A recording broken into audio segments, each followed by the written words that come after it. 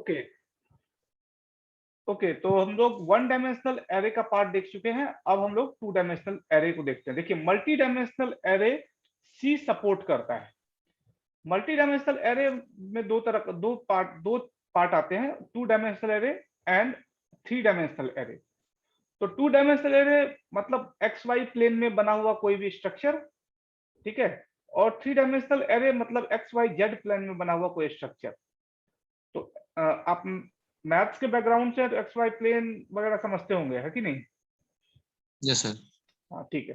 तो देखिए, जैसा स्टेटमेंट कह रहा है, आपके स्क्रीन पे स्टेटमेंट दिख रहा है, in C programming we can create an array of arrays, these arrays are known as multi dimensional array. मतलब हम एक एरे के विद इन कई सारे एरे क्रिएट कर सकते हैं और उसको हम मल्टी डायमेंशनल एरे कहते हैं, ठीक है।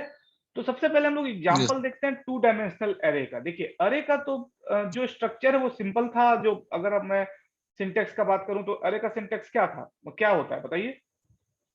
अरे का सिंटेक्स सर पहले सिंपल है, क्या बोले? बताइए यस सर। बताइए। That is started with what? Data type, है ना?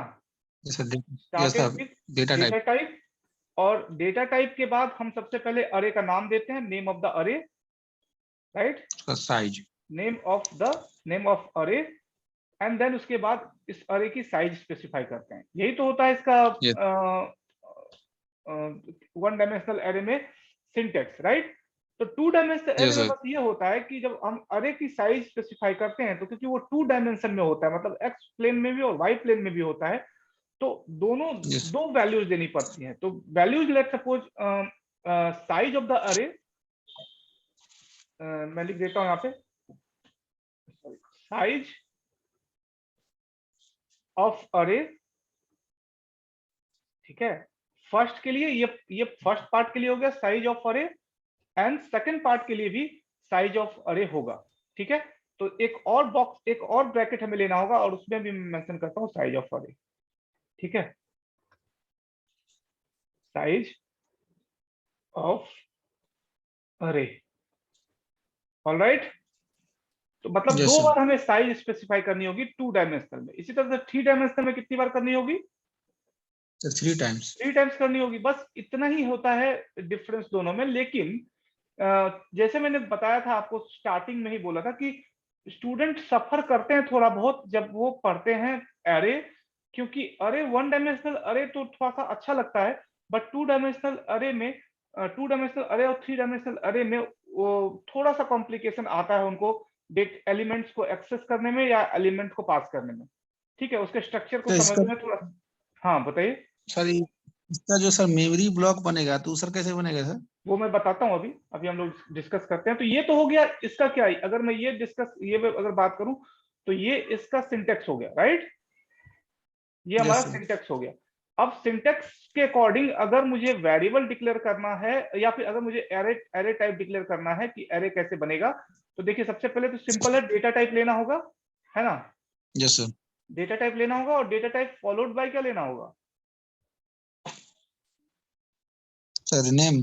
नेम। तो मैं मान लीजिए डेटा टाइप लेता हूं इंटीजर टाइप का, ठीक है, and followed by name. Let suppose मैं कुछ ले लेता हूं, लेट सपोज मैं STUD स्टूडेंट नाम से एक स्टूडेंट से ही शुरू करते हैं, STUDENT स्टूडेंट, ओके, स्टूडेंट नाम का मैंने, ये हो गया नेम ऑफ द अरे। और अब साइज लेट सपोज मैं इसका स्पेसिफाई करता हूं, स्टूडेंट लीजिए चाहे कुछ भी लीजिए, नेम तो अपनी मर्जी से है। चलिए स्टूडेंट की जगह पे ज्यादा बेहतर है कि मैं फिलहाल एक्स ही ले लेता हूं, क्योंकि वो मीनिंगफुल नहीं होगा अभी इस केस में। तो मैं अभी एक्स ले लेता हूँ, कुछ यस। भी एक्स तो कुछ भी हो सकता है। तो एक्स में यस सर। आप अब हमें दो पार्ट स्पेसिफाई करना है, दो टाइप ऑफ साइज देना है, मतलब एक्स प्लेन की साइज, एक्स प्लेन का साइज और वाई प्लेन का साइज, ठीक है। तो साइज स्पेसिफाई कर देते हैं इसमें कुछ particular, let suppose size would be suppose 5, okay. और इधर मैं दे देता हूँ लेट सपोज साइज, और इसको कर देता हूँ, उतना बड़ा साइज करूंगा तो मेमोरी रिप्रेजेंटेशन में मुझे दिक्कत जाएगी, इसलिए मैं 3 रखता हूँ और इधर कर देता हूँ 4, ठीक है। थोड़ा सा मेमोरी, क्योंकि मुझे यस। मेमोरी रिप्रेजेंटेशन भी आपको दिखाना है ना, तो इसलिए यस इसको सर। मैं छोटा रखता हूँ अभी फिलहाल के लिए, मेमोरी रिप्रेजेंटेशन को शो करने के लिए, ठीक है। और उसके बाद इसको सेमी कॉलम से टर्मिनेट करते हैं, ओके। हर हर ये सेमी कॉलम से टर्मिनेट होता है, ये याद रखिएगा, ठीक है। अरे, अब यस। ये तो हो गया एग्जाम्पल। अब इस एग्जाम्पल के थ्रू अगर मेमोरी रिप्रेजेंटेशन एक 2 डायमेंशनल एरे का देखें तो कैसा होगा, चलिए वो भी समझते हैं। सबसे पहले तो यस सर। ये समझ लीजिए कि 2 डायमेंशनल एरे में जो मेमोरी बनेगी वो रो एंड कॉलम के टर्म में बनेगी। किस टर्म में? Row and column. Row and column के टर्म में बनेगी। तो मैं इसको रो एंड कॉलम के टर्म में एक मेमोरी स्ट्रक्चर क्रिएट कर रहा हूं। देखिए, चलिए ये मैंने ले लिया एक टेबल, ठीक है, मान लीजिए ये टेबल है। और इस टेबल में अब हमारे पास इस टेबल में हमारे पास साइज क्या है एरे का, 3 and 4 है, ठीक है। तो एक्स वाई प्लेन क्या होता है? एक्स वाई प्लेन मतलब vertical and horizontal, yes sir. Right. तो आप ये हॉरिजॉन्टल, इसको हॉरिजॉन्टल मान लीजिए, इसको वर्टिकल मान लीजिए, ठीक है। Yes sir. ये वाला हॉरिजॉन्टल मान लीजिए और ये वाला वर्टिकल मान लीजिए। तो अब इस केस में अब हमको रिप्रेजेंट करना है मेमोरी को। तो size of the memory 3 and 4 है, राइट। तो 3 and 4 का मतलब यस हो सर। गया 3 जो है, फर्स्ट 3 जो है वो 3 किसको रिप्रेजेंट करता है बताओ? एक मिनट में बता रहा हूं। ये 3 किसको रिप्रेजेंट करेगा? ये तो सर साइज है ना सर।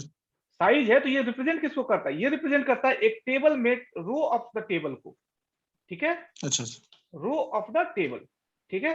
ये row of the table represent करेगा। और 4 किसको रिप्रेजेंट करेगा? Row column of the table को, ठीक, याद रहेगा। Yes sir. ये रिप्रेजेंट करेगा कॉलम ऑफ द टेबल को। तो मैं यहां लिख देता हूं column of the table, column of the table, ठीक है, ओके। Yes sir. नाउ अब रो एंड कॉलम, इसका मतलब क्या हुआ कि 2 डायमेंशनल एरे में जो डेटा रिप्रेजेंटेशन होगा वो किस फॉर्म में होगा? सर रो एंड कॉलम की। रो एंड कॉलम के फॉर्म में होगा, ठीक है। तो यस सर। अब रो एंड कॉलम मतलब एक टेबल कंस्ट्रक्ट करना है। तो 3 रोज हैं, तो मैं 3 रोज पहले कंस्ट्रक्ट कर देता हूं। तो मैंने एक यस लाइन सर। लिया है, स्ट्रेट लाइन, और इसको 3 रोज के लिए मैं सिंपली यहां से लाइन ड्रॉ कर देता हूं, ठीक है। One row, 2 rows and 3 rows, done. And how yes many sir. Columns are there? कितने कॉलम्स बनेंगे according to declaration part? Sir 4। 4 column. तो 1 2 3 4 कॉलम्स बना देता हूं। Here is one first column, ठीक है, here is second column and here is third and fourth column. Size सही कर देता हूं, 1 2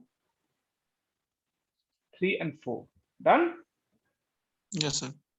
अब आप देखिए इसमें, अब आप कॉलम एंड रो के टर्म में इसको समझिए। देखिए इस हर अरे जब बनता है तो अरे की इंडेक्सिंग होगी,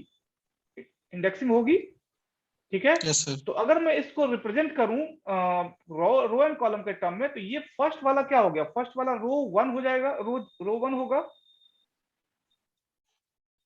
फर्स्ट क्या होगा? रो 1। Yes sir. सेकंड क्या हो जाएगा? रो 2, ठीक है। देखिए रो 2 एंड थर्ड क्या हो जाएगा? रो 3, यस सर। रो 3। रिप्रेजेंटेशन समझिएगा कैसे होता है आपको। अगर आप रिप्रेजेंटेशन सही से समझ लीजिएगा तो आपको प्रॉब्लम कम जाएगा, ठीक है। नेक्स्ट कॉलम COL, कॉल, मैं लिख देता हूं, बस इतना ही लिखूंगा, COL call, call 1। Next call 2, next call 3, next call 4। This is the representation of in terms of rows and columns, okay, call 4। अब आप देखिए कि जो वैल्यू होगी, देखिए अब मैंने क्या बताया था कि अरे जब हम बनाते हैं तो अरे की इंडेक्सिंग होती है मेमोरी के अंदर में, ठीक। Yes sir. तो आप इसको ऐसे इमेजिन कीजिए कि ये जो ब्लॉक बना है ये रैम के इनसाइड में एक ब्लॉक बना है जो टेबुलर फॉर्म में बना है, ठीक। Yes sir. और ये जो टेबल बना है, इस टेबल का नाम क्या है? सर एक्स है। एक्स है, गुड। इस टेबल का नाम है X. Name of the table is X. मैं लिख देता हूं name of the table is X. Name or name of the memory block is what? Is X. X, okay. तो ये एक्स नाम का हमारे पास एक टेबल बना है जिसमें कि हमें टोटल कितने ब्लॉक्स बने हैं, 3 रोज है, 4 कॉलम है, 4 into 3 मतलब 12, मतलब ये 12 वैल्यूज कंटेन करेगा। तो अब हर ब्लॉक जो इसके इनसाइड में बना है, हर ब्लॉक की एड्रेसिंग होगी। Yes sir. तो हर ब्लॉक की एड्रेसिंग कैसे होगी, तो ये भी समझ लीजिए। चलिए मैं इसको ये भी डेमोन्स्ट्रेट करता हूं आपको। देखिए, जो भी ब्लॉक इनसाइड मेमोरी बनेगा, वो ब्लॉक कैसे बनेगा, ये देखिए। नेम ऑफ द मेमोरी है हमारा एक्स, है ना, यस ब्लॉक सर। की मेमोरी एक्स है, और ये फर्स्ट रो के अंदर में आ रहा है, तो इसकी वैल्यू 0 होगी, ठीक है। Yes sir. एंड साथ में ये कौन से कॉलम में आ रहा है, सर 1 में। 1 में। तो row number 1 and row number column में आ रहा है, row number 1 and column number 1 में आ रहा है, तो इसकी जो इंडेक्स वैल्यू होगी वो 0 एंड 0 होगी। Yes sir. ठीक, समझ आ रहा है? आ रहा है। ओके, नाउ अब देखिए, अब इसी को कॉलम वाइज इंक्रीज कीजिए। कॉलम वाइज अगर इंक्रीज करेंगे हम लोग, तो कॉलम वाइज भी कर सकते हैं, रो वाइज भी कर सकते हैं। चलिए रो वाइज मैं करता हूँ, रो 1 में हूं तो रो वाइज में इंक्रीज करता हूं इसको।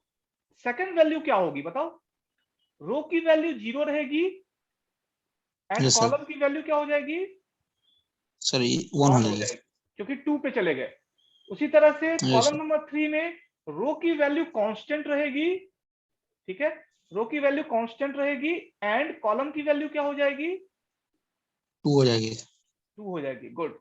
उसी तरह से नेक्स्ट 4 में रो की वैल्यू अगेन कांस्टेंट रहेगी, एंड कॉलम की वैल्यू 3। 3 हो जाएगी। मतलब इंडेक्सिंग हमने जो पढ़ा था वो फुलफिल हो रहा है। n-1 वाला टर्म जो था, 0 से लेके n-1। यस। ठीक। यस। अब देखिए सेकंड रो में क्या चेंजेज आएगा। जब सेकंड रो में हम आएंगे, तो अब हम इस केस में रो की वैल्यू चेंज हो जाएगी। रो 2 पे आ गए तो यस इसकी सर। वैल्यू 0 से क्या हो जाएगी, 1 हो जाएगी, 1 हो एंड जाएगी। कॉलम की वैल्यू 0 रह जाएगी। Yes sir. ठीक है। उसी तरह से नेक्स्ट में अगर जाए, तो रो की वैल्यू 1 हो जाएगी, एंड कॉलम की वैल्यू भी 1 हो जाएगी। Yes sir. उसी तरह से नेक्स्ट अब बढ़ते जाइए, इसको देखते जाइए, उसी नेक्स्ट आएंगे, एंड देन अब इसकी वैल्यू क्या हो जाएगी, 1, 1 एंड इसकी 2। 2। गुड। नेक्स्ट, बस ऐसे ही समझते जाइए, ये ब्लॉक इस तरह से बनता है 3 डायमेंशनल में। नाउ 1, एंड इसको मैं करता हूं 2,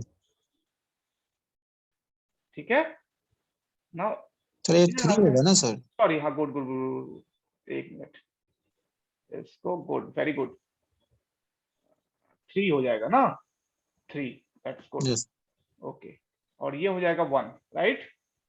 अब फिर से अगर नेक्स्ट रो में आएंगे, तो रो की वैल्यू फिर से इंक्रीज हो जाएगी, यस सर 2 राइट। हो जाएगी। रो की वैल्यू 2 हो जाएगी, एंड कॉलम की वैल्यू 0 ही रहेगी, क्योंकि हम लोग कॉलम नंबर 1 में है। ठीक। Yes sir. नाउ नेक्स्ट वाले पार्ट पे चलते हैं। नेक्स्ट में क्या होगा, 2 into 1। 2 into 1, good, 2:1। Now next वाले में, 2 into 2। ठीक है, 2 into 2, 2 into 2, okay. And next, उसके नेक्स्ट वाले में 2 into 3। 2 into 3, सॉरी, इतना लिखने की क्या जरूरत है मुझे, 2 into 3। ठीक, समझ आया मेमोरी स्ट्रक्चर इसका। Yes sir. तो 2 डायमेंशनल एरे में तो ठीक है, 2 डायमेंशनल एरे में तो मेमोरी स्ट्रक्चर आपको समझ आ गया, क्योंकि ये रो एंड कॉलम के फॉर्म में था, और आप टेबल से फेमिलियर हैं, है ना। Yes sir. आप टेबल से फेमिलियर हैं, तो आपको इजिली ये बात समझ में आ गई। लेकिन 3 डायमेंशनल एरे में जो रिप्रेजेंटेशन होगा, उसको समझना थोड़ा सा डिफिकल्ट हो जाता है। खैर चलिए, पहले इनिशियलाइजेशन ऑफ 2 डायमेंशनल एरे समझते हैं, ठीक है। Yes sir. चलिए मैं हेडिंग लेता हूं, इनिशियलाइजेशन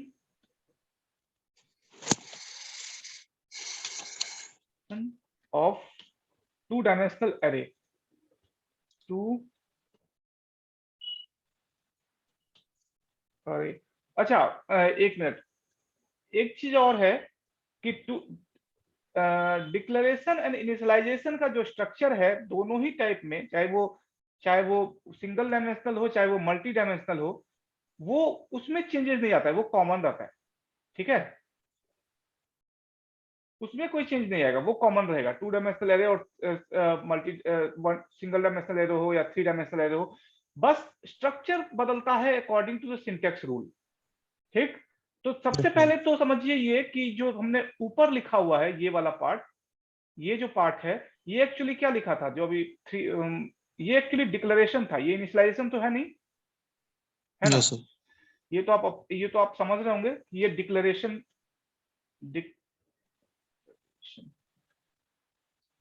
डिक्लेरेशन ऑफ अरे वेरिएबल है।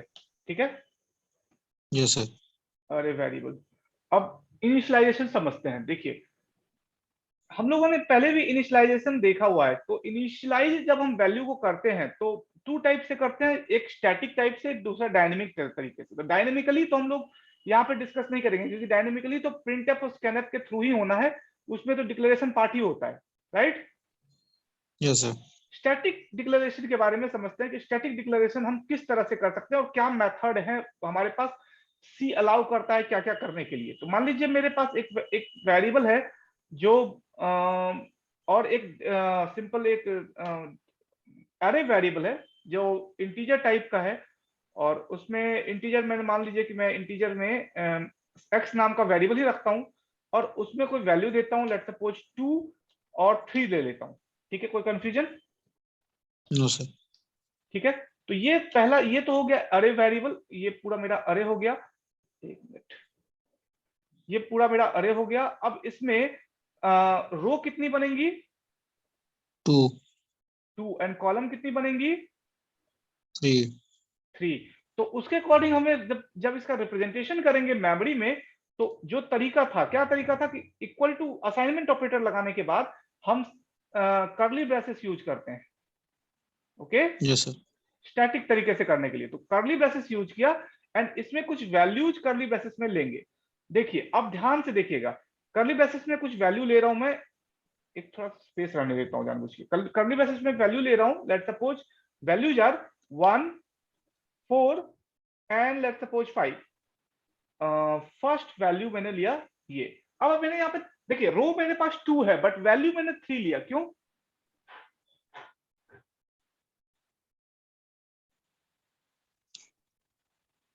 Yes sir. क्यों लिया, वही तो मैं पूछ रहा हूँ। सर कॉलम 3 ये चलिए सर। यस, गुड, ठीक है। अब उसी तरह से हमें वैल्यू कॉलम के अकॉर्डिंग लेनी पड़ती है, ठीक है? अब इसमें यस फिर से लेट सपोज मैंने लिया -4, 5 एंड 7, ये मैंने अदर वैल्यू लिया। देखिए, अब है क्या कि ये देखिए, ये दोनों ही जो वैल्यूज हमने ली हैं, ये किसके कॉरेस्पॉन्डेंस ली हैं, एक्स के कि वाई के? मतलब रो के या कॉलम के? सर एक कॉलम के। कॉलम के कॉरेस्पॉन्डेंस लिए। लेकिन ये सारी वैल्यूज किसके अंडर में आ रही है? रो के अंदर में आ रही है ना? मतलब ये एक्स का ही पार्ट है, इंडिविजुअली एक्स में ही आ रहा है ना? यस तो सर। क्योंकि ये पूरा एक्स में आ रहा है, तो हमें इसको जब हम इसको लिखेंगे, तो अगर हम सेपरेट ब्रैकेट के अंदर में लिखेंगे तो ये सेपरेट मेमोरी हो जाएगी, सिंगल मेमोरी ब्लॉक वाला रिप्रेजेंटेशन नहीं हो पाएगा। Yes sir. ठीक है, तो इसको हम लोग क्या करते हैं, इसको सिंगल रिप्रेजेंटेशन करने के लिए हम इसमें एक बार और कर्ली ब्रेसेस यूज करेंगे। Yes sir. Double. Any doubt? No sir. क्यों किया, इसको समझिए। देखिए, ये ब्लॉक, ये वाले ब्लॉक में इंटायर ब्लॉक किस नाम से है? एक्स के नाम से अलॉटेड है, ठीक है? तो उस यस सर। एक्स के अंदर में ही हमारे पास कॉलम्स एंड रोज आ रहे हैं ना? Yes sir. तो जितनी भी मेमोरी ब्लॉक्स इसके अंदर में बनी है, वो मेमोरी ब्लॉक एक्चुअली में क्या कर रही है? वो मेमोरी ब्लॉक एक्चुअली में किसको रिप्रेजेंट कर रही है? एक्स को रिप्रेजेंट कर रही है। Yes sir. तो वो सारी एक्स की बॉडी के अंदर आ रही है, इसलिए हमने एक्स नाम के अरे के अंदर में 2 रो एंड कॉलम लिया हुआ है। तो ये पूरा का पूरा स्ट्रक्चर जो है एक्स के अंदर आना चाहिए, तो इसलिए हमने इसको एक और कर्ली ब्रेसेस से लेके क्लोज कर दिया। Yes sir. तो कंफ्यूजन नो सर। नहीं है। नेक्स्ट एक और एग्जांपल लेते हैं। Let's suppose integer type X ही मैं ले रहा हूं। अब हमने लास्ट टाइम देखा था कि एक मेथड और होता है जिसमें कि कोई हमें जरूरत नहीं होती है साइज स्पेसिफाई करने की, ठीक है? यस सर बताया था। तो ठीक है, तो यहां पे भी हमारे पास मेथड वो है कि हम साइज स्पेसिफाई नहीं करें। ओके, यस हम सर। साइज स्पेसिफाई नहीं करें, और हम डायरेक्टली साइज स्पेसिफाई नहीं करके हम डायरेक्टली क्या दे दें? वैल्यू पास कर दें, ठीक है? तो मैं लेट्स सपोज यही Yes. वाली वैल्यू को कॉपी कर लेता हूं और यहाँ पे पेस्ट कर देता हूं कि ये भी एक वैलिड रिप्रेजेंटेशन ऑफ मेमोरी होता है। ठीक है, ये भी एक Yes. वैलिड रिप्रेजेंटेशन ऑफ अरे मेमोरी होता है, मतलब कि ये भी एक ठीक है इनिशियलाइजेशन का करेक्ट रूल है।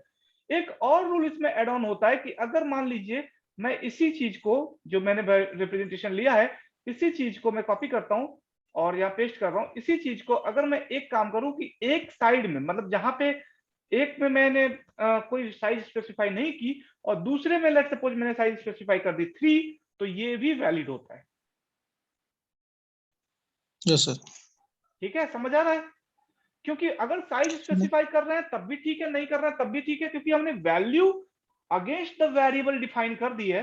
तो according to the value compiler क्या कर लेगा, कंपाइलर समझ जाएगा कि कितनी साइज रिक्वायर्ड है इस अरे के लिए, और प्रोग्राम एग्जीक्यूशन के टाइम पे वो उस साइज को अफिक्स कर देता है अरे के साथ।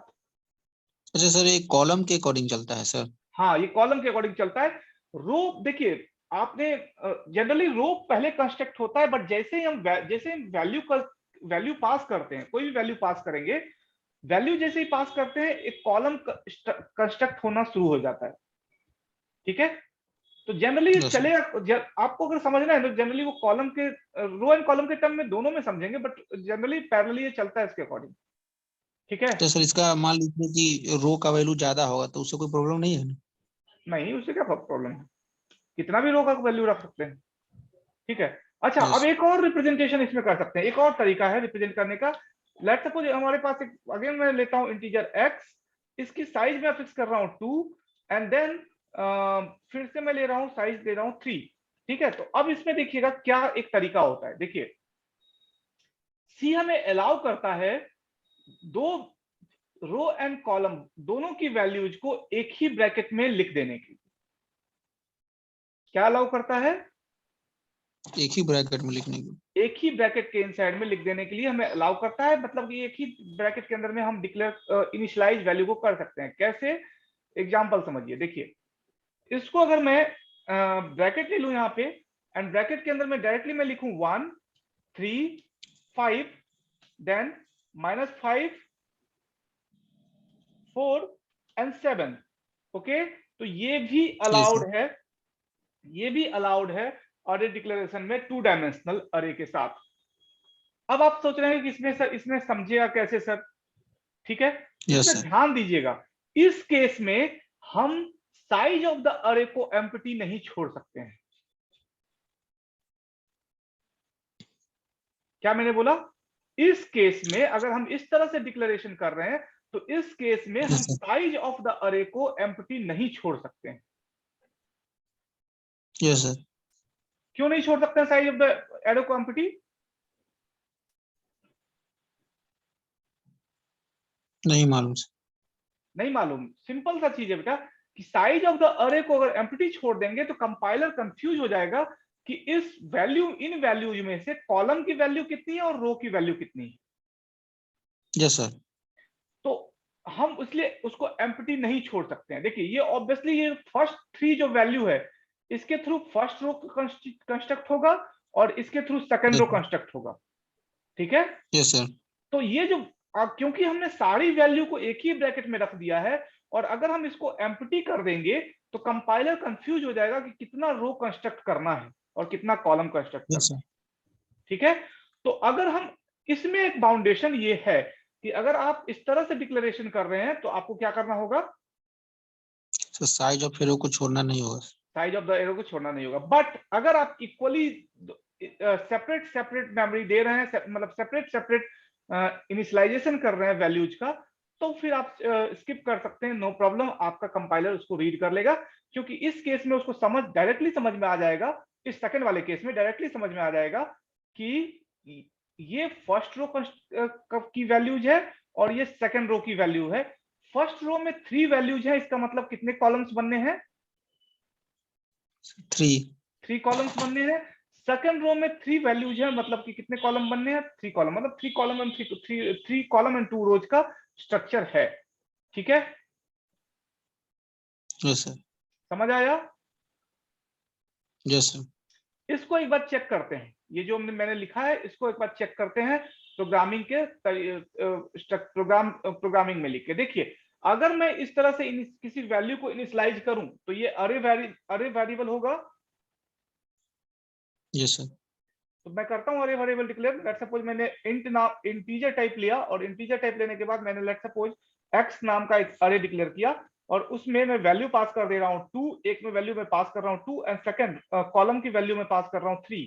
Okay and Yes. देन इसके अगेंस्ट में मैं वैल्यू पास कर रहा हूं। लेट सपोज इसके अगेंस्ट में वैल्यू पास कर रहा हूं। देखिए क्या वैल्यू पास कर रहे हैं 1, लेट सपोज मैंने पास किया 4 और 3 5 7। ठीक है, ये फर्स्ट कॉलम की वैल्यू हो गई।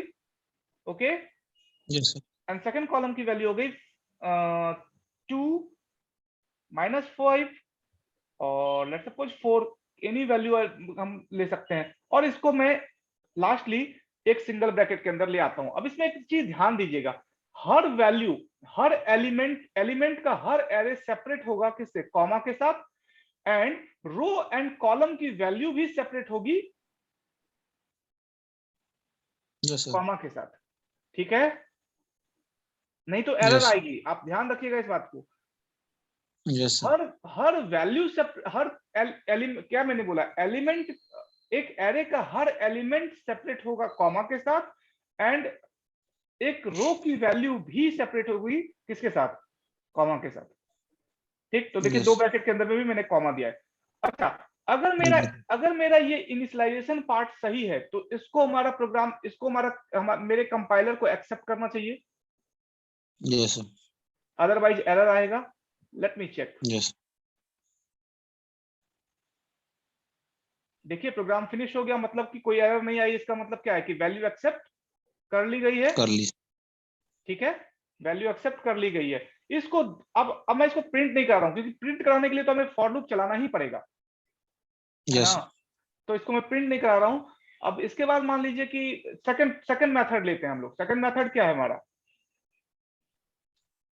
सेकंड मेथड सर है दोनों खाली छोड़ दो। दोनों खाली। तो मैं इसको अरे कॉपी कर लेता हूँ, इसी चीज को कॉपी करता हूँ, नीचे पेस्ट कर देता हूँ और बस मैं मेमोरी ब्लॉक को हटा देता हूँ। मेमोरी के जो सॉरी मेमोरी जो मैंने साइज दिया उस साइज को मैं हटा देता हूँ। ठीक है, जो मैंने साइज दिया है उस साइज को मैं एम्प्टी कर देता हूँ और अब इसको एक बार रन करा के देखते हैं।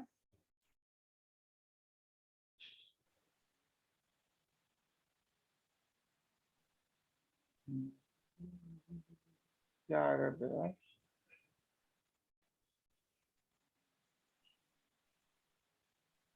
Intex, oh sorry, int y ले लेते हैं।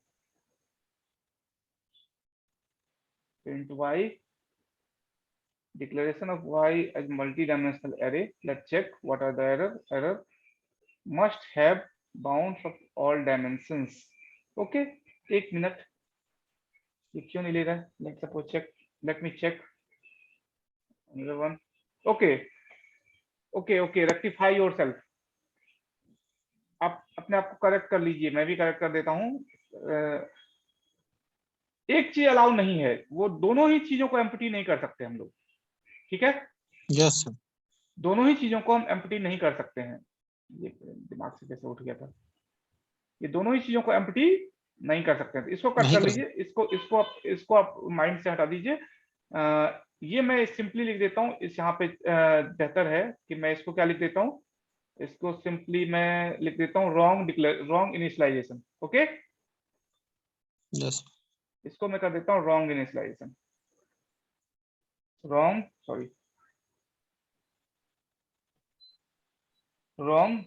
इनिशियलाइजेशन। ओके, मतलब आपको एक वैल्यू देनी होगी। ओके, आइदर रो की और आइदर कॉलम कॉलम। की। कैसे मेरे माइंड से स्किप कैसे कर गया ये चीज? मे भी बहुत टाइम हो जाता है तो शायद स्किप कर जाता है। ओके, ये रॉन्ग इनिशियलाइजेशन हो गया, बाकी ठीक है। चलिए नेक्स्ट पार्ट देखते हैं फिर से। Yes sir. ओके, नेक्स्ट वाला क्या कहता है भाई? नेक्स्ट वाला कहता है कि रो को छोड़ देंगे खाली। रो को छोड़ देंगे। नहीं, नेक्स्ट वाला पार्ट क्या कहता है? थर्ड पार्ट, दैट इज हम एक ही ब्रैकेट के अंदर में सारी वैल्यू ले आते हैं। यस। ठीक है, तो मैं इसको सारे वैल्यूज को एक ब्रैकेट के अंदर में ले आता हूं और उस केस में मेरे पास, उस केस में क्या लिमिटेशन है? What is the limitation in that case? दोनों एक डिक्लेयर करना होगा इधर। दोनों डिक्लेयर करना होगा। तो मैं यहाँ पे लेट्स सपोज टू पास कर देता हूँ, एंड अब इसको चेक करते हैं, ये रन होना चाहिए। क्या दिया भाई? अच्छा, सेम नाम का एरे हो रहा है, तो इसको मैं XYZ कर देता हूँ। ओके, फिनिश हो गया। Yes sir. क्यों एरर आया था? क्योंकि हमने सेम नाम का दो एरर डिक्लेयर कर दिया है। तो ये भी आप समझ लीजिए कि you can not declare the array of same name, multiple arrays of same name. Okay. Yes yes sir. अच्छा, अब इसकी वैल्यू को मैं बदल के देखता हूँ। लेट्स सपोज मैं इसको ब्लैंक छोड़ देता हूँ पहले की तरह, और इस बार एक बार इसको रन करा के देखते हैं। देखिए, फिर भी प्रोग्राम एग्जीक्यूट कर गया। Yes sir. It means it is allowed. अच्छा, हाँ हाँ हाँ, गुड गुड गुड। ये भी अलाउड है। क्यों अलाउ है? क्योंकि देखिए, इन दोनों केस में मैंने किसकी वैल्यू दी हुई है? कॉलम की सर। कॉलम की वैल्यू दी हुई है। तो कॉलम कितने बनने हैं? 3 बनने हैं ना टोटल। Yes sir. कॉलम 3 बनने हैं, तो कॉलम 3 बनने हैं, तो ये दो वैल्यू फर्स्ट कॉलम की हो गई, ये दो value yes second sir. Column की हो गई, और ये दो वैल्यू थर्ड कॉलम की होगी। इससे तो समझ में आ जाएगा कंपाइलर को ना। Yes sir. तो बस इसी से कंपाइलर समझ लेता है। ओके, ठीक है। तो ये भी अलाउ है। समझ आ गया? Yes sir. देखो, एक चीज देखो, तो ये अगर मान लो कंपाइलर यहाँ नहीं हो, और हम ही एज एन ह्यूमन बीइंग इस प्रोग्राम को एग्जीक्यूट कर रहे हैं, अगर आप ही इसको एग्जीक्यूट कर रहे हैं, तो अगर मान लीजिए कि आपके पास ये वैल्यू दे दी जाए, और उसमें आपको रो एंड कॉलम की वैल्यू नहीं दी जाए, तो आप कंफ्यूज नहीं होंगे? Yes sir. आप कंफ्यूज होंगे ना कि भाई कितनी वैल्यू रो में जाएगी, कितनी वैल्यू कॉलम में जाएगी। अच्छा, अगर आपको यस कॉलम सर। की वैल्यू दे दी जाए, तब आपका ब्रेन क्या कहेगा? तो ब्रेन कहेगा कि वैल्यू 3 कॉलम्स हैं, टोटल कितनी वैल्यूज है? 6 वैल्यूज है। मतलब इसको डिवाइड कर दो, तो एक कॉलम में कितनी वैल्यू आ जाएंगी? 2 वैल्यूज। Yes sir. एक कॉलम में 2 वैल्यूज आ जाएंगी, बस इतना ही है ना? तो बस यस एक सर। कॉलम में 2 वैल्यूज आ जाएंगी। उसी तरह से अब आप अगर बस यही डिक्लेरेशन पार्ट है। इसी में क्या हो गया? इस पार्ट में थ्री कॉलम्स बना हुआ है, तो 3 कॉलम्स है, इसका मतलब है 6 वैल्यूज है। मतलब रो कितना हो गया? 2 रो हो गया। Yes sir. राइट? तो ये तो कॉमन सेंस, ये तो हम अपने दिमाग से भी इसको सॉल्व कर सकते हैं। तो देखिए, ये तीनों सर चीजों एक का। मतलब हाँ, बोलिए दोनों बोलिए। में से एक रहना चाहिए। दोनों में एक से एक रहना चाहिए। 2 डायमेंशनल में, सिंगल डायमेंशनल में जो होते हैं, लेकिन दोनों 2 डायमेंशनल में एक रहना चाहिए। ओके। Yes sir. अच्छा, चलिए इसको एक बार और चेंज करके देखते हैं। मान लीजिए मैं यहाँ पे 3 की जगह पे 2 कर देता हूँ, इसको रहने देता हूँ। इसकी जगह 3 की जगह पे मैं रो में 2 पास कर देता हूँ।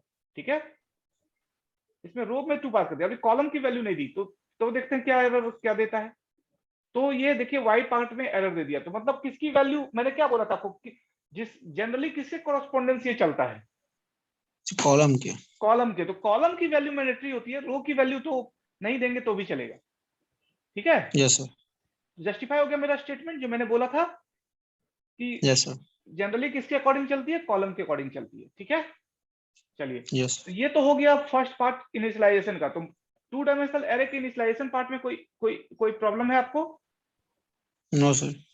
कोई प्रॉब्लम नहीं है, श्योर ना? Yes sir. अच्छा, अब इंटरव्यू में जब आप जाते हैं किसी इंटरव्यू के लिए, तो आपसे कुछ क्वेश्चंस पूछे जाते हैं रिगार्डिंग एरे। ठीक है, जैसे आपसे ये तो पूछा जाएगा कि भाई क्या क्या ये है, मतलब इनिशियलाइजेशन का क्या तरीका है, डिक्लेरेशन का क्या तरीका है, कितने मेथड होते हैं इनिशियलाइजेशन के। आपसे हो सकता है पूछा जाएगा कि कोई इनिशियलाइजेशन का वैल्यू दे दिया जाएगा, पूछा जाएगा कि ये सही है कि नहीं है, क्या एरर है, अगर एरर है तो क्या क्या एरर है, प्रोटोटाइप में क्या एरर है, एक्सेट्रा एक्सेट्रा। ओके।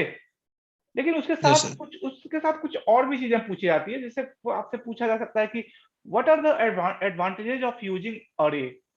ओके, ये भी पूछा जा सकता है। ये जनरली पूछा जाता है बिगनर्स को कि अरे यूज करने के क्या एडवांटेजेस होते हैं, फंक्शन यूज करने के क्या एडवांटेज होते हैं, उसके डिसएडवांटेजेस क्या होते हैं, ये सारी चीजें पूछी जाएगी। या फिर ये पूछा जाएगा what are the significance of using array. तो सिग्निफिकेंस मींस क्या होता है? विशेषता सर। सिग्निफिकेंस में दोनों ही आता है। जब आपसे सिग्निफिकेंस पूछा जाए तो यस सर। आपको पॉजिटिव और नेगेटिव दोनों एस्पेक्ट बताना पड़ेगा। ठीक है, तो सबसे पहले मैं देखता हूं एडवांटेज ऑफ अरे। अगर मैं हमें देखना है कि what are the advantages of using array variable. आप बताइए पहले, आप अरे को यूज करने पे क्या क्या एडवांटेजेस समझ में आ रहे हैं? सर मल्टीपल वैल्यू को सर स्टोर करता है। मल्टीपल वैल्यू को स्टोर करता है। चलिए नेक्स्ट नेक्स्ट बताइए।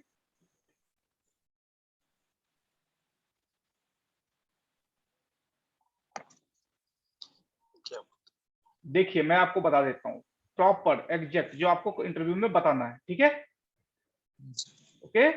और ये पूछा ही जाएगा। ये मान के चलिए कि ये वाला पार्ट, आप ये सब पार्ट जो मैं बोल रहा हूँ कि ये एज एन बिगनर आपसे पूछा ही जाएगा कोई भी अच्छी कंपनी में।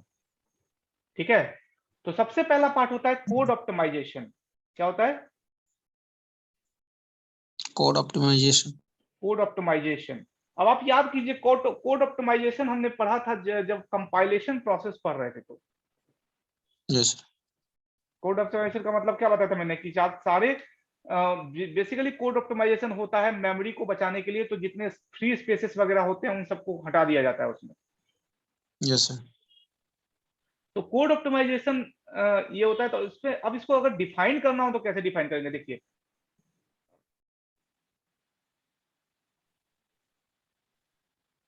इसको लिखेंगे हम लोग less code to the access the data. The data, देखिए पहला इसको समझिएगा ध्यान से। क्या इसका मतलब, इसकी what is the meaning of this sentence? देखिए मैंने आपको बताया था कि द मेजर डिफरेंस बिटवीन अरे variable and simple variable is कि सिंपल वेरिएबल जब हम क्रिएट करते हैं तो वो सारे वेरिएबल सेपरेट होते हैं। ठीक है, उनकी yes separate sir. Memory allocations होती हैं, सेपरेट होते हैं। तो उसमें कोई रिलेशन नहीं होता है, उनमें कोई रिलेशन यस सर। नहीं नहीं होता है। होता है। तो कई बार हमें उसके लिए कोड की ग्रुपिंग, मतलब वेरिएबल की ग्रुपिंग करनी पड़ती है। क्यों? अगर ग्रुपिंग करने से क्या होता है कि हम रिलेशनल कॉन्सेप्ट को इंप्लाई कर पाते हैं। देखिए अब इसी स्ट्रक्चर में देखिए, जो आपके पास ब्लॉक बना हुआ है उसमें एक्स नाम का एक अरे है जिसके अंदर में कितने वेरिएबल्स हैं?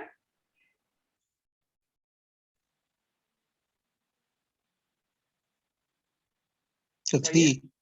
हाँ, कितने वेरिएबल्स हैं एक्स नाम के अरे के अंदर में? कितने वेरिएबल्स हैं टोटल? ये भी एक वेरिएबल है, सर ये भी टोटल एक वेरिएबल है, ये भी एक वेरिएबल है। तो 4 into 3 इक्वल टू कितना हुआ?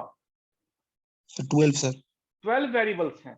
तो अगर साइज ऑफ द यस अरे आपसे पूछा जाए, मान लीजिए वेरिएबल इंटीजर टाइप है, तो इस ब्लॉक का साइज कितना होगा? फिर से बताइए। उस दिन भी मैंने पूछा था, इस ब्लॉक का साइज कितना होगा? सर। Sir 48 sir. 48 होगा। Yes sir. हाँ ठीक है, 48 बाइट होगी, राइट? Yes sir. सिंपल है। 12 into 4 byte equal to 48 byte. ठीक है, अब आप समझिएगा, क्योंकि हमने वैल्यूज की ग्रुपिंग कर दी, एक ही जगह सारी चीज को असेंबल कर दिया एक्स के इनसाइड में। तो पहली बात तो पहले तो ये हो गया कि जितनी एरे हम बनाते हैं तो उतनी एलिमेंट को पास करते हैं जितना हमें रिक्वायरमेंट होता है। Yes sir. तो मेमोरी हम बचाते हैं उसमें। सेकंड होता है जो मोर इंपोर्टेंट पॉइंट है इसके रिगार्डिंग, वो है easy for traversing. Easy for traversing मतलब कुछ समझ में आ रहा है? नहीं समझ में आ रहा होगा। इजी फॉर ट्रेवर्सिंग, देखिए इजी फॉर ट्रेवर्सिंग का मतलब समझिए। आम के पेड़ पे कभी चढ़े हैं? हाँ सर चढ़े। तो आम के पेड़ पे चढ़ते हैं तो पर्पस क्या होता है कि कोई पका हुआ आम तोड़ने का, कि कच्चा आम भी तोड़ लेते हैं? हाँ सर कच्चा भी तोड़ते हैं सर। वो तो जब पकने वाला होता है तब ना तोड़ते हैं जी। ऐसे पर्पस क्या होता है पका हुआ आम तोड़ने का? राइट। Yes sir. तो जब जब आम के पेड़ पे चढ़ते हैं तो आपका आपका कोई आपने नीचे से कोई आम देखा पका हुआ है, वो किसी एक डाली में लटक रहा है। अब आप उसको रूट के थ्रू आप उस पे जाएंगे, फिर कई सारी डाली से होते हुए उस आम के पेड़ तक पहुंचेंगे, है ना। Yes sir. और उसके बाद आप उस आम को तोड़ पाते हैं। तो वो जो प्रोसेस है ना, उसको ट्रेवर्सिंग बोलते हैं, सर्चिंग, ट्रेवर्सिंग। यस ठीक सर। है, मतलब आपने किसी चीज को फाइंड आउट करने के लिए हर रूट के मतलब हर चीज को एक बार सर्च किया, मतलब सबको एक बार विजिट किया। Yes sir. विजिटिंग मतलब विजिटिंग होता है, एक जगह एक बार सबके पास पहुंचे, हर डाली पे जाकर आपने देखा कि यहाँ पका हुआ है कि नहीं, वहां पे पका हुआ है कि नहीं, यहाँ पे पका हुआ है कि नहीं। तो इसको बोलते हैं ट्रेवर्सिंग। तो वैसे ही हमारे कंप्यूटर में क्या होता है, जब एक प्रोग्राम एग्जीक्यूट करता है, रन करता है, तो ऑपरेटिंग सिस्टम किसी फाइल को ढूंढने के लिए ट्रेवर्सिंग करता है, मतलब एक डाली से दूसरे डाली पे जाता है। Yes sir. तो वो ट्रेवर्सिंग टाइम जो होता है वो क्या करता है, अगर ट्रेवर्सिंग टाइम ज्यादा होगा तो स्पीड ऑफ द कंप्यूटर क्या हो जाएगा, स्लो हो जाएगा सर। स्लो हो जाएगा। और ट्रेवर्सिंग टाइम अगर कम होगा तो स्पीड ऑफ द कंप्यूटर क्या होगा, ज्यादा होगा, फास्ट ज्यादा होगा। होगा। तो एक प्रोग्रामर के लिए ये बहुत जरूरी है कि वो इस बात को समझे और वो ऐसे प्रोग्राम्स लिखे जिसमें ट्रेवर्सिंग टाइम को मिनिमाइज किया जा सके। अब मेरे बात को यस सर। समझिए ध्यान से।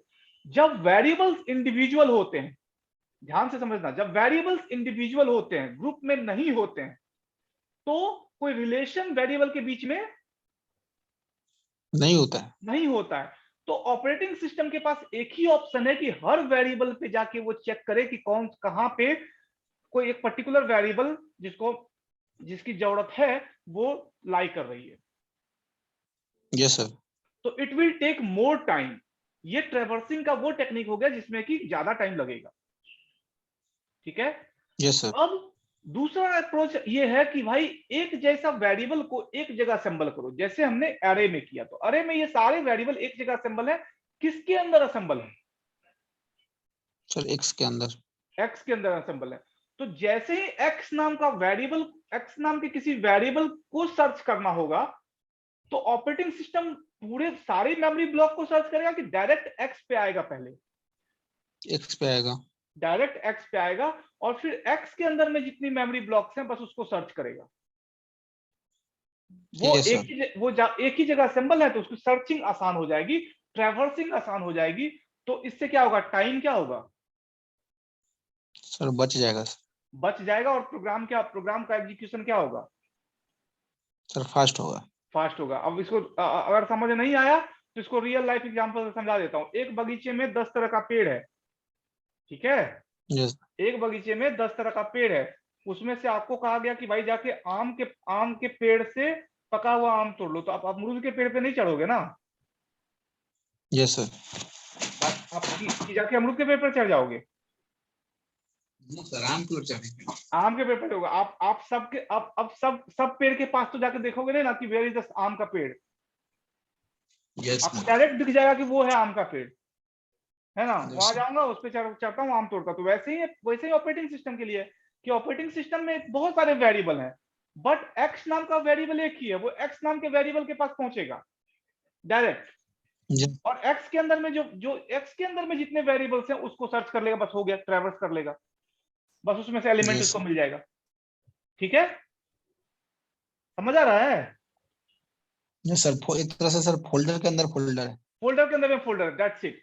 तो देखिए इस मैं आपको क्या बोलता हूँ कि कोई भी चीज पढ़िए ना, उसका एग्जाम्पल बगल में आसपास में ढूंढिए। Yes sir. अगर आप एग्जाम्पल्स बना लिए, उससे रिलेटेड एग्जाम्पल्स बना ले पा रहे हैं, तो इसका मतलब है कि आपके पास अच्छा कॉन्सेप्ट है, आप उस चीज को समझ रहे हैं। ठीक यस। है। जैसे देखो अब आपको पढ़ा रहा हूं, मेरे पास थोड़ी ना आम और अमरूद का एग्जाम्पल था। Yes sir. मेरे पास कोई पहले से मैंने थोड़ी ना सोचा हुआ था। ऐसा नहीं है कि मैं ये भी मैं बता दूं, ऐसा नहीं है कि मैंने आपसे पहले भी ये चीज किसी को बोला था, आम अमरूद वाला कॉन्सेप्ट। अभी जस्ट तुरंत मैंने एक एग्जाम्पल मैंने अपने माइंड में ढूंढ लिया। इसको इम्प्रोवाइज करना बोलते हैं। यस। तो मैं इम्प्रोवाइज करिए, जैसे आप सीखिएगा ना तो आप इम्प्रोवाइज कर पाइएगा। तो इम्प्रोवाइज कीजिएगा, जितना इम्प्रोवाइज कर पाइएगा उतना अच्छा प्रोग्रामर बन पाइएगा। यस। ठीक है। चलिए देखिए, अब इजी टू ट्रेवर्सिंग का मतलब क्या होता है, बाय यूजिंग फॉर लूप। देखिए जनरली हम लोग जब एरे एलिमेंट को एक्सेस करते हैं तो हम फॉर लूप के थ्रू ही एक्सेस करते हैं ना। Yes sir. तो फॉर लूप के थ्रू जब हम एक्सेस करते हैं किसी एलिमेंट को, तो ट्रैवर्सिंग में वो क्या करता है, इजी करता है। तो मैं लिख देता हूं statement, by using the for loop we can retrieve the elements of an we can retrieve the elements of an array easily, है ना, yes sir. easily and in less time, है ना। ये हो गया सेकंड। तो आप दो बेनिफिट्स तो मैंने बता दिए, एक कोड ऑप्टिमाइजेशन, दूसरा easy to traversing. Third example क्या है? थर्ड एग्जांपल इसका होगा इजी टू स्टोरिंग। क्यों? क्योंकि सारे वैल्यूज को हम कहां रख रहे हैं सर? ग्रुप के अंदर। ग्रुप के अंदर रख रहे हैं, तो स्टोर करना भी आसान है। और इसको स्टोरिंग छोड़ दीजिए, उसको उस पे तो ऐसे ही पता चल जाता है। नेक्स्ट पार्ट है इजी टू सॉर्टिंग। सॉर्टिंग का मतलब क्या होता है आप बताइए?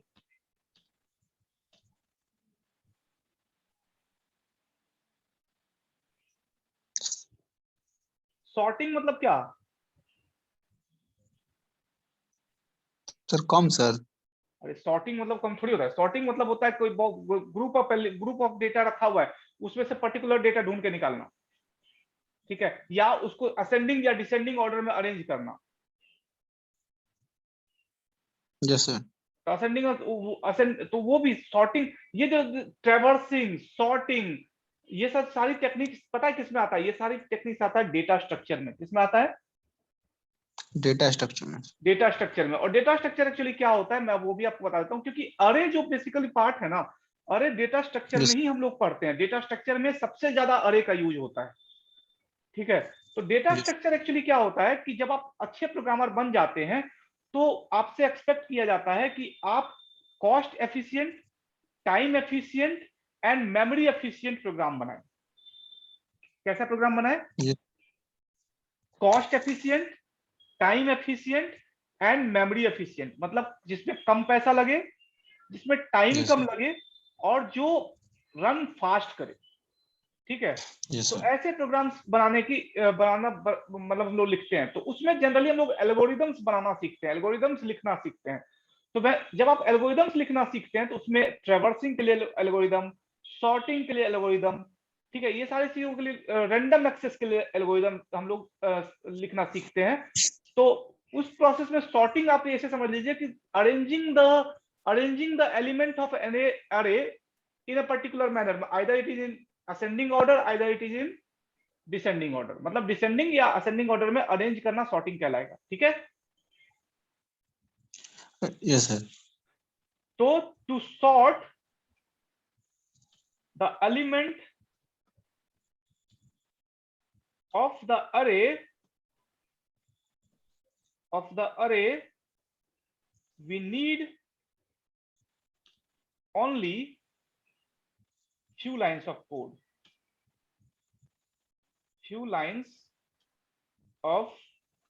code, इसका एग्जांपल भी अभी देखेंगे, ठीक है।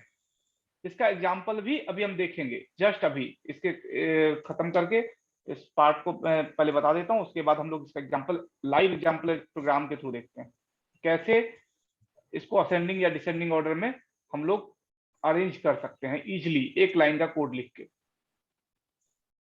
ठीक।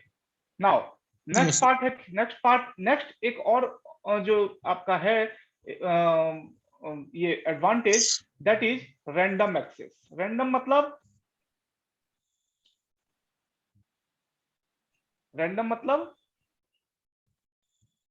जल्दी सर। रैंडम का मतलब होता है कहीं से भी पिक कर लेना, ठीक है। अब इसका एग्जांपल बताता हूं रैंडम एक्सेस का मैं। बताता हूं। देखिए पहले रैंडम एक्सेस समझिए क्या होता है। एक दिन मान लो कि एक दिन आपके स्कूल के फैकल्टी का मूड हुआ कि आप लोगों को मूवी दिखाने ले जाना है। ऐसा होता नहीं है, बट मान लीजिए, रियल लाइफ में ऐसा नहीं होता है, बट मान लीजिए कि उनको मन हुआ दिखाने का, ठीक है। तो आपके पूरे बैच, आपके पूरे के पूरे क्लास को वो मूवी दिखाने के लिए थिएटर ले गए, सिनेमा हॉल। वहां पे टिकट जो मिला वो रैंडम मिल गया। रैंडम मतलब सीक्वेंस में नहीं, कहीं कहीं मिल गया, एक यहाँ दूसरा वहां तीसरा वहां, ठीक है, वो रैंडम मिल गया। समझ आया रैंडम का मतलब? Yes sir. अब क्या हुआ कि आप जब मूवी शुरू हुई तो टीचर ने सबको टिकट दे दिया और सब आप लोग सब अपने अपने प्लेस पे जाके बैठ गए। आफ्टर 1 आवर आपके फैकल्टी को कॉलेज से फोन आया कि भाई अर्जेंटली आपको स्टूडेंट्स को लेके वापस आना है। Yes sir. तो अब टीचर भागते हुए पहुंचे थिएटर, एंड थिएटर पहुंचने के बाद वो अब उनको सारे सारे सारे स्टूडेंट्स को बुलाना है, सारे को असेंबल करना है। तो अब वो क्योंकि मूवी चल रही है तो ऑलरेडी वहां पे बहुत ज्यादा नॉइज है, तो वहां जाके शोर तो वो नहीं करेंगे। Yes sir. और दूसरा ऑप्शन है क्योंकि रैंडम बैठे हुए हैं, आप कहीं कहीं बैठे हुए हैं, तो कोई अब वो हर किसी के सीट पे जाके तो नहीं झांकेंगे ना कि ये स्टूडेंट मेरा है कि नहीं, यस सर। नहीं तो थप्पड़ भी खा जाएंगे। यस सर, अंधेरा भी रहता है ना। अंधेरा भी रहता है, थप्पड़ खा जाएंगे, तो इसलिए वो भी नहीं कर सकते हैं। तो भाई कैसे, तो फिर कैसे सारे स्टूडेंट्स को असेंबल करेंगे? तो उसका एक तरीका है।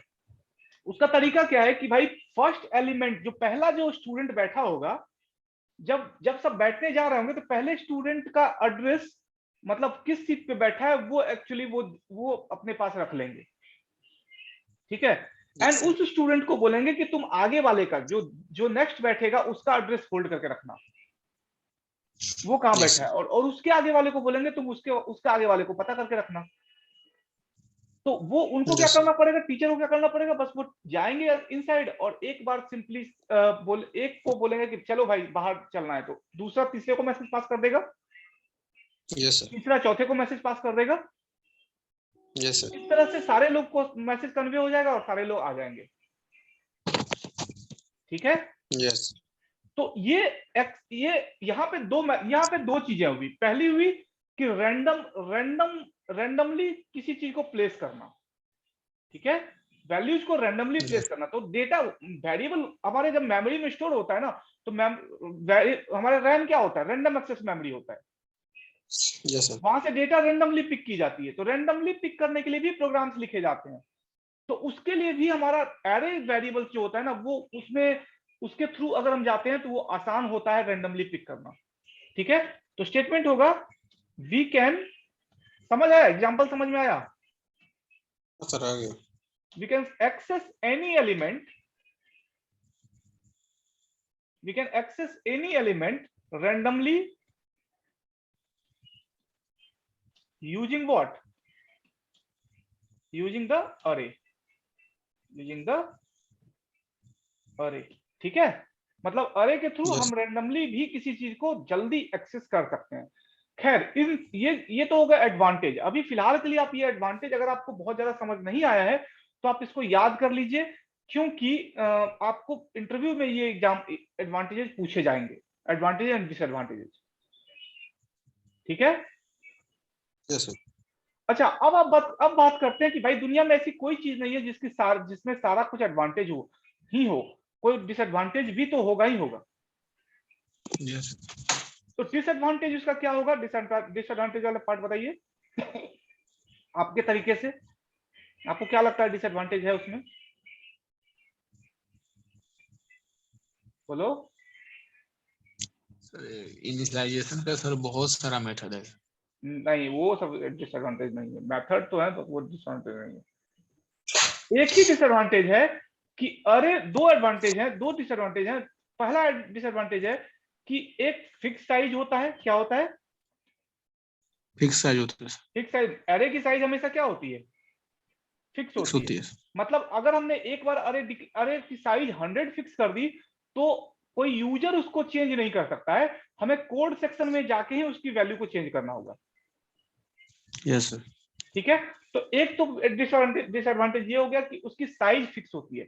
दूसरा, ये सिमिलर एलिमेंट कंटेन करता है। सिमिलर एलिमेंट मतलब एक ही जैसी वैल्यू को रखता है, ठीक यस है। सर। तो ये दूसरा एडवांटेज हो गया। अगर हम चाहें कि भाई नहीं, यहां पर मैंने 1 लिया हुआ है, यहां पर ए बी सी कोई वैल्यू ले लूं, तो वो एक्सेप्ट नहीं करेगा। नहीं करेगा, क्योंकि इंटीजर टाइप हमने डेटा टाइप स्पेसिफाई करना होता है, और जैसे हमने डेटा टाइप स्पेसिफाई कर दिया तो हम बाउंडेड है उसी तरह का डेटा को उसी टाइप के डेटा को यूज करने के लिए, है ना। सर करेक्टर नहीं ले सकते। नहीं ले सकते हैं। तो ये एक दो बेसिक डिसएडवांटेज हो गए। फर्स्ट हो गया अरे फिक्स साइज का होता है, हम उसकी साइज को रन टाइम पे चेंज नहीं कर सकते हैं। रन टाइम मतलब एक बार प्रोग्राम रन हो गया तो उसके बाद हम उसकी साइज को चेंज नहीं कर सकते हैं, हमें कोड में जाके ही चेंज करना होगा, ठीक है। एंड दूसरा उसमें similar type of element he store कर सकते हैं, dissimilar type of element store नहीं कर सकते, ठीक। Yes sir. चलिए तो अब जल्दी से हम लोग एक एग्जांपल देख लेते हैं और इसको सम अप करते हैं, ठीक है। Okay yes sir. तो चलिए एग्जांपल एक मैं लेता हूं। मान लीजिए एक प्रोग्राम है, क्या प्रोग्राम ले लूं बोलिए, क्या प्रोग्राम, एक प्रोग्राम कोई ले लेते हैं और उसी के थ्रू एग्जांपल समझते हैं। क्या ले लूं, चलिए एक प्रोग्राम मान लेते हैं जिसमें कि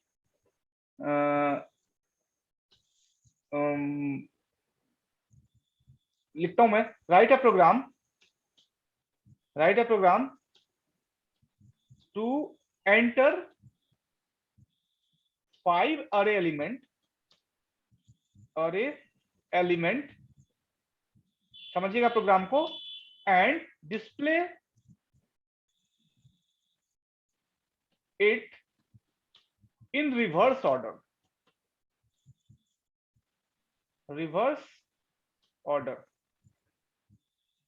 क्या प्रोग्राम है सर रिवर्स ऑर्डर में सर। रिवर्स ऑर्डर में करना है। इसको एग्जांपल का तो क्या है कि भाई अगर मेरे पास मैं 5 वैल्यू लेता हूं 1 2 3 4 5, तो 5 वैल्यू में पहले एरो में स्टोर करूं और फिर उसको डिस्प्ले कराने के टाइम में उसके रिवर्स ऑर्डर में डिस्प्ले कराऊं, मतलब 5 4 3 2 1। ओके तो ये प्रोग्राम है। तो पहले रिवर्स ऑर्डर के बारे में हम बाद में सोचेंगे, पहले हम सोचते हैं कि एरे में 5 एलिमेंट्स को एंटर करने का क्या प्रोसेस होता है। सबसे पहले हमें क्या डिक्लेयर करना होगा, अरे डिक्लेयर करना होगा। Yes sir. तो सबसे पहले मैं एक इंटीजर टाइप डेटा टाइप के साथ एक अरे ले लेता हूं। लेट सपोज अरे का नाम मैं ए ले लेता हूं, ठीक है, और कुछ भी ले लो, num नम लेना है नम ले लो, और इस अरे का साइज क्या दे दें, कुछ भी दे दीजिए 5 दे देता हूं, क्योंकि 5 एलिमेंट्स हमसे ही हमें डिमांड किया गया, तो अननेसेसरी मेमोरी ब्लॉक क्यों बनाएंगे, है ना। तो चलिए ये तो हो गया फर्स्ट डिक्लेरेशन पार्ट अरे का। अब जब डिक्लेयर कर दिया तो सबसे पहले क्या है कि भाई 5 वैल्यूज हमें यूजर से चाहिए, है ना। Yes sir. तो मैं इसको प्रिंटफ स्टेटमेंट के थ्रू प्रिंटफ स्टेटमेंट लिखते हैं, और प्रिंटफ स्टेटमेंट में एक सिंपल स्टेटमेंट लिखते हैं, enter number of array element you want to store, ठीक है। Yes sir. Element want to store, ठीक है। तो इसके थ्रू क्या होगा, यूजर हमें कोई एक नंबर देगा जितना वो स्टोर करना चाहता है। तो ऑब्वियसली हम 5 मैंने मांगा है तो 5 ही देगा, आप जितना चाहे दे सकते हैं। उसके अकॉर्डिंग आपको क्या करना पड़ेगा, साइज ऑफ द अरे इंक्रीज करना होगा, है कि नहीं। Yes sir.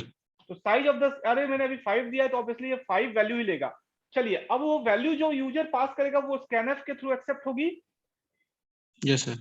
तो %d लगाया, और %d लगाने के बाद क्या लगाना होगा, बोलो, n% ऑपरेटर। एंड अब एक नई वेरिएबल में ले लेता हूं n नाम का।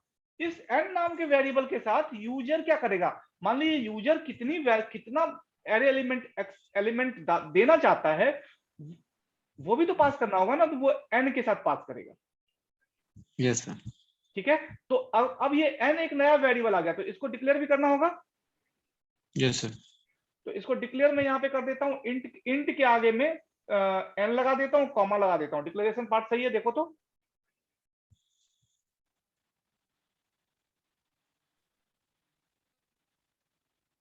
डिक्लेरेशन पार्ट सही है, सर सही है। सही है ना।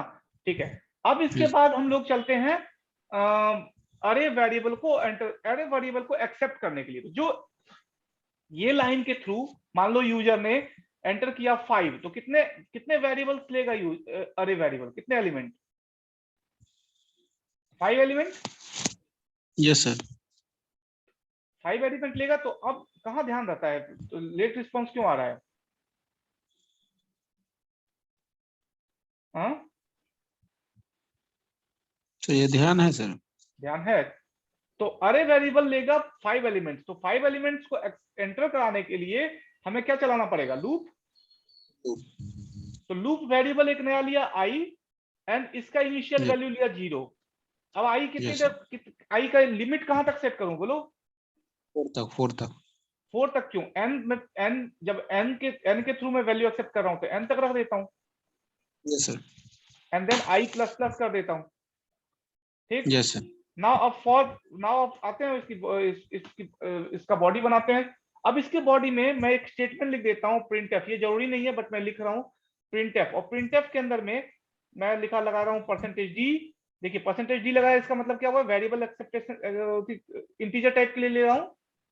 ठीक है। Yes sir, and let suppose मैं दे देता हूं यहाँ पे परसेंटेज के बाद, हाँ ठीक है, परसेंटेज डी ले लिया, एंड देन इसके बाहर आके मैं क्या करूंगा बोलिए? Percentage D. अच्छा इसमें एक स्टेटमेंट दे देता हूँ, इससे बेहतर एक स्टेटमेंट दे देता हूँ। स्टेटमेंट है एलिमेंट्स, लेट सपोज दे देता हूँ एलिमेंट्स, ये अच्छा डिस्प्ले कराएगा, आपको समझ में आएगा, इसके लिए मैं कर रहा हूँ बस इतना exercise. Element percentage D, and इसके बाहर आके देखिए अब एरे के एलिमेंट को रिप्रेजेंट करने के लिए कौन सा वेरिएबल हमने बनाया है?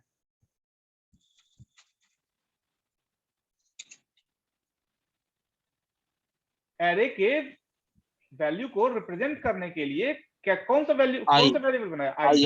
तो बस आई को मैं यहाँ पे पास कर दे रहा हूँ। ठीक, आई मैंने यस पास किया, एंड देन अब इसको मैं टर्मिनेट करता हूं, एंड देन एक स्कैनफ स्टेटमेंट इसके अंदर में ले लेता हूं, स्कैनफ, और स्कैनफ में फिर से मैं परसेंटेज डी को पास करता हूं। परसेंटेज डी अब क्या पास होगा बोलो? Sir, and operator. परसेंटेज, हाँ and percent operator, and then अब हमें एक वेरिएबल को कॉल करना होगा, जो कौन सा वेरिएबल होगा? तो नम होगा सर। नम, हाँ गुड, नम होगा। तो नम मेरा अरे है, तो मैंने लगाया नम, एंड नम के साथ क्या पास कर देंगे? नम के अंदर में कौन सा वेरिएबल डाल रहे हैं? आई। यस आई, सर, आई। ठीक है। कोई कंफ्यूजन अभी तक नो नो सर। नहीं है? चलिए इसके थ्रू तो एक्सेप्ट हो जाएगी वैल्यू। अब हमको क्या करना है? नेक्स्ट पार्ट है कि जो वैल्यू एक्सेप्ट हुई उसको प्रिंट करना है। तो मैं प्रिंट करने के लिए भी हमें क्या करना पड़ता है? एरे में लूप चलाना पड़ता है। ठीक है। तो यस सर, प्रिंट करने के लिए भी लूप चलाएंगे। स्कैनफ की जरूरत नहीं है, स्कैनफ को मैं यहाँ से हटा देता हूँ, यहाँ पे एरर आएगा क्योंकि यहाँ से टर्मिनेट नहीं किया है। ठीक है। अब इस प्रिंट स्टेटमेंट में क्या लिखूं बोलो? इस प्रिंट किस स्टेटमेंट में क्या लिखूं? नीचे वाले में सर? हाँ नीचे वाले में कुछ तो नहीं, प्रिंट क्या कराना है? एरे की वैल्यू प्रिंट करानी है यस ना? सर, तो एरे की वैल्यू प्रिंट करानी है तो क्या करेंगे? सिंपली यहाँ पे परसेंटेज लगा दो, परसेंटेज क्या, D, and then yes sir, बाहर आके क्या करेंगे? किसको कॉल करेंगे? NUM, नम आई। किसमें नम कॉल आई। करेंगे? नम आई को। तो हमारा वैल्यू यस, प्रिंट हो जाएगा स्क्रीन पे। यस सर, कोई कंफ्यूजन है? No sir. ठीक। अब आते हैं प्रोग्राम के नेक्स्ट पार्ट। प्रोग्राम का नेक्स्ट पार्ट कहता है, अभी तक हमने क्या किया देखिए, यूजर से वैल्यू लिया, यूजर ने मान लीजिए वैल्यू पास किया 5, तो कितने एलिमेंट एक्सेप्ट करने वाला है एरे? 5। 5। अब उस 5 एलिमेंट को एक्सेप्ट करने के लिए हमने एक लूप चला दिया। उस लूप के थ्रू 5 वैल्यूज एंटर होंगी इस अरे एलिमेंट में, एंड देन अरे वेरिएबल हम 5 वैल्यू कंटेन करेगा, और देन इस प्रिंटफ स्टेटमेंट और फॉर लूप के थ्रू सारे वैल्यू प्रिंट हो जाएंगे। ठीक है। Yes sir. अब अब अब आगे बढ़ते हैं। अब नेक्स्ट पार्ट क्या है मेरा? इससे अच्छा अगर आप चाहते हो तो इसको रन करा के देख लो। यहाँ पे एक चीज मिसिंग है। क्या मिसिंग है? आई वेरिएबल जो लिया उसका इनिशियलाइजेशन। तो उसका इनिशियलाइजेशन का तरीका एक और बताया था। क्या बताया था? इसके अंदर में भी हम लोग इंटीजर लगा देंगे तो इनिशियलाइज हो जाएगा, है ना? Yes sir. तो हर जगह इनिशियलाइज करूं उससे बेहतर है आई वेरिएबल को मैं यहीं पे इनिशियलाइज कर लूं, क्योंकि दो तीन लूप हम लोग चलाने वाले हैं। तो इंटीजर यस सर। आई कर लेता हूं यहाँ पे, और इसके बाद इसको ये कर लेता हूं। ठीक है। अब इसको रन कराइए। देखिए क्या मांगा, enter number of array element that we want to store, yes right. Let's suppose मैंने यस दिया 5, क्योंकि 5 ही साइज लिया तो 5। अब देखिए, अब आपके पास एक स्टेटमेंट आई इस प्रिंटफ स्टेटमेंट के थ्रू, ये जो प्रिंटफ स्टेटमेंट है इसके थ्रू एलिमेंट 0 आ गया। यस सर अब एड्रेसिंग पार्ट को देखो, एड्रेसिंग पार्ट ऑफ द अरे क्या कहता है, the first value, first address क्या होता है, 0 ही होता है ना। यस सर तो 0 वाले एड्रेस पे क्या क्या पास करेंगे वैल्यू। इसको मैं थोड़ा सा बेहतर बना सकता हूं इसको, अच्छा ठीक है, मैं अभी फिलहाल के लिए वैल्यू पास कर देता हूं। लेट्स सपोज मैंने पास किया 5, ठीक है, देन 7, देन 9 -9, और then let's suppose 6, then let's suppose 3 और सॉरी 6, ठीक है, एंड एक और वैल्यू लेगा ना, लेट्स सपोज 7, ठीक है। और जैसे मैं एंटर करूंगा ये प्रोग्राम एंड हो जाएगा, ठीक है, क्योंकि आगे के लिए हमने कोई, आगे के लिए क्या किया है, बस वैल्यू प्रिंट हो गई ना, यस सर वैल्यू प्रिंट हो गई, बस वैल्यू प्रिंट हो गई। 2 और 9 यहाँ पे आ गया था, अच्छा इसलिए इस वजह से यहाँ पर ये आ रहा है, ठीक है। मैं इसको एक बार फिर रन कराता हूँ। देखिए इसमें आई की जगह जो आई वैल्यू है, मैं एक काम करता हूँ, यहाँ पे एक सेमी कॉलन लगा देता हूँ पता करने के लिए। ओके सॉरी रन करा चुका हूँ मैं वैल्यू को, सर स्टॉप करने के बाद होगा। ओके ठीक है, 1 2 3 4 एंड 5, दैट्स इट। सारी वैल्यू प्रिंट हो गई 1 2 3 4 5।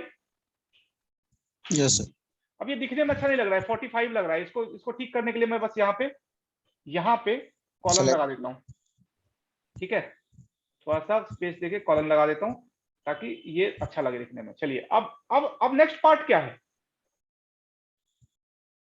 Next part of the program क्या है, इसको किस ऑर्डर में प्रिंट कराना है। सर आगे सर रिवर्स में करवाना है। रिवर्स में कराना है। लो फिर से मैंने रन करा दिया प्रोग्राम को, चलो ठीक है। 5 1 2, अब ठीक है, देखो 3 अब ठीक जा रहा है, 4 यस एंड सर 5 अब ठीक है। नाउ अब इसको रिवर्स ऑर्डर में प्रिंट करना है, तो रिवर्स ऑर्डर में प्रिंट करने के लिए एक लॉजिक बना, इसको अगर इसी लूप को ही रिवर्स ऑर्डर में चला दें तो यस सर सही रहेगा।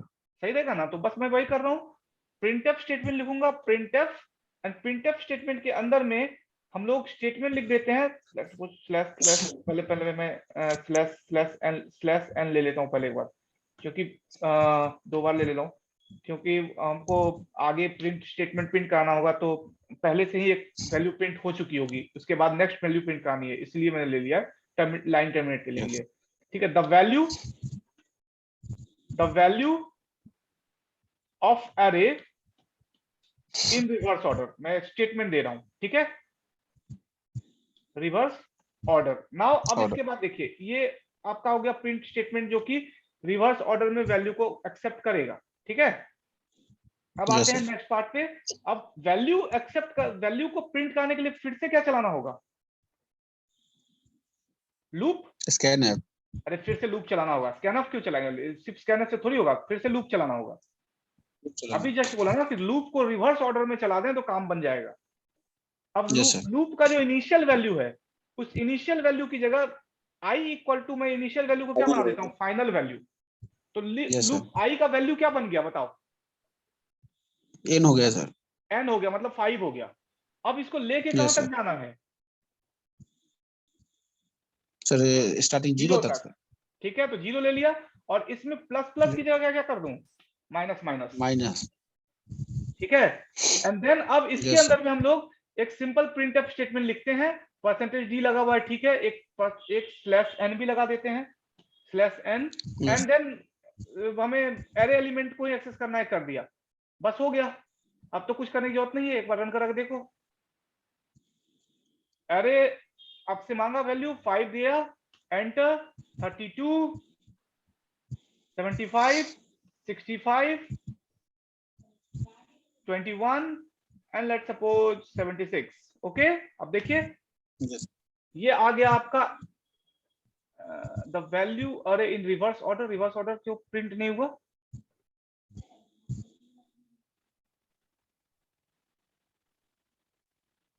अच्छा, सॉरी, अच्छा, ये जो मेरा ये है लूप है, इस लूप के बाहर में इस लूप के बाहर में मैं एक फॉल्स प्रिंट स्टेटमेंट लिख रहा हूँ, प्रिंट एफ, ठीक है। और प्रिंट एफ स्टेटमेंट में बस मैं परसेंट 2 बार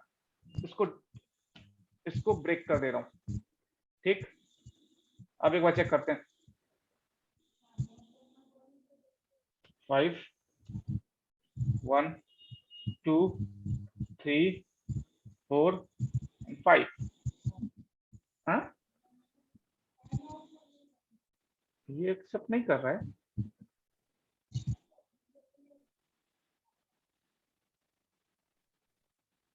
कुछ मिस हुआ है। ओहो हो, क्या मिस हुआ बताओ, इससे कोई मतलब नहीं है। क्या मिस हुआ? ये यहाँ पे मैंने कंडीशन क्या दिया हुआ है?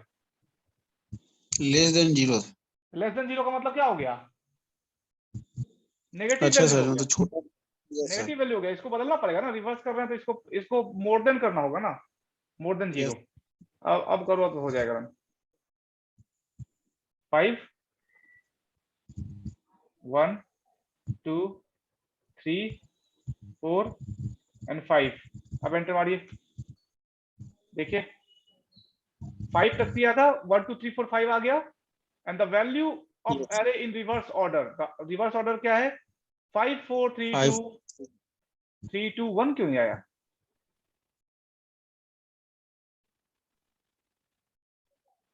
1 क्यों नहीं आया?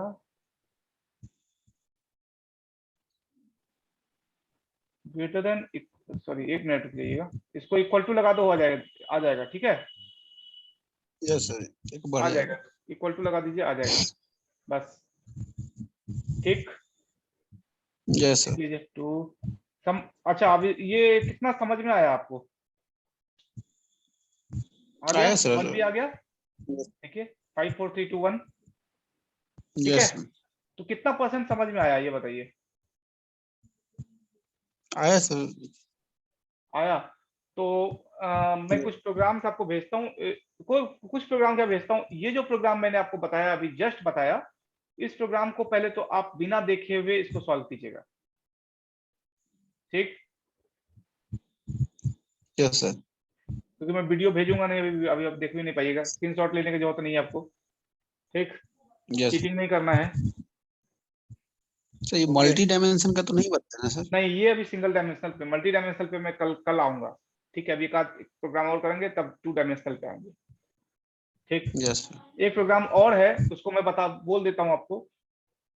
एक प्रोग्राम आप कर लीजिएगा, सिंपल सा एक और प्रोग्राम दे देता हूँ कि user write a program to print sum of all the array elements entered by the user.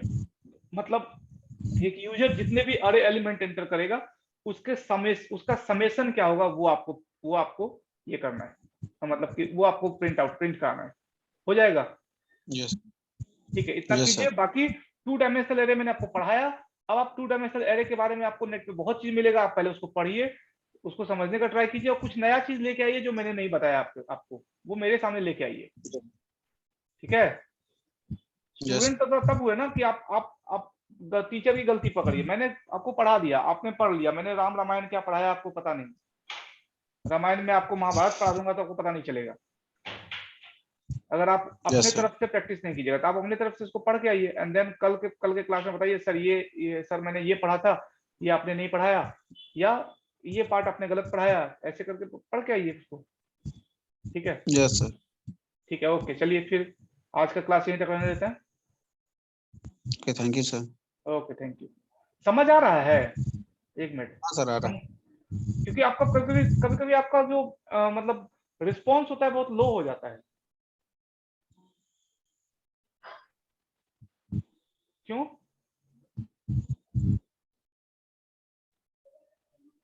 Sir, आ रहा है समझ में। अभी भी लग रहा है इसे कंफ्यूज जैसे बोल रहे हो। नहीं सर, कंफ्यूज। चलिए ठीक है, फिर दोनों प्रोग्राम हमको बना के उसका स्क्रीनशॉट भेजिएगा, ठीक है। ओके।